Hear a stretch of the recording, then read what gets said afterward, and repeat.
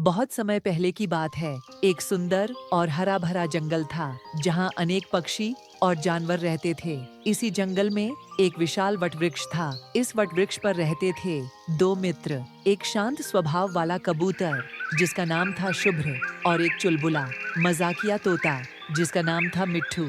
दोनों एक दूसरे से बहुत अलग थे, लेकिन फिर भी उनकी दोस्ती गहरी थी। वे हर दिन साथ साथ उड़ते, खाना ढूंढते, बातें करते और शाम को लौटकर अपने घोंसले में दिन की कहानियां सुनाते। उनकी दोस्ती की शुरुआत तब हुई जब एक दिन बारिश में भीगता हुआ मिट्ठू पहली बार उस जंगल में पहुंचा। भूखा, थका और डरा हुआ वह एक पेड़ की शाखा पर बैठा। शुभ्र ने बिना कुछ पूछे उसे अपने घोंसले में आमंत्रित किया, उसे खाना दिया और स्नेह से कहा, तुम जब तक चाहो यहाँ रह सकते हो। मिट्ठू की आंखों में आंसू थे। उस दिन से दोनों अटूट मित्र बन गए। फिर एक दिन अचानक तेज बारिश आई। मिट्ठू उस समय दूर जंगल में था और किसी पेड़ के नीचे फंस गया। भीग चुका था, कांप रहा था, उड़ भी नहीं पा रहा था।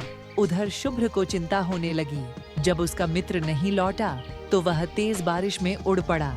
बहुत देर ढूंढने के बाद एक झाड़ी के नीचे उसे मिट्ठू मिल गया। शुभ्र ने उसे अपनी पीठ पर बिठाया और घोंसले में लाकर उसके पंख सुखाए, खाना खिलाया। मिट्ठू ने कहा, अगर तुम नहीं आते तो मैं शायद आज बच नहीं पाता। तुम सच्चे मित्र हो। शुभ्र मुस्कुराया और बोला, मित्र वही होता है जो कठिन समय में साथ दे। कुछ समय बाद जंगल में शिकारी आ गए। वे पक्षियों को पकड़कर पिंजरे में बंद करना चाहते थे। शुभ्र और मिट्ठू ने मिलकर बाकी पक्षियों की मदद की।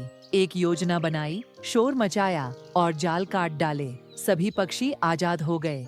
शुभ्र और मिट्ठू को जंगल का रक्षक कहा गया। समय बीता, उनकी दोस्ती और मजबूत हुई।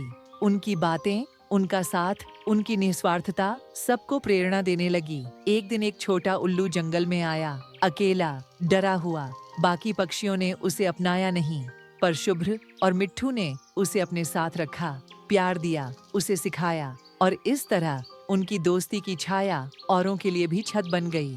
सीख, सच्चा मित्र वही होता है जो हर हाल में साथ दे, जो तुम्हारी कमजोरियों को समझे और तुम्हारी ताकत बन जाए।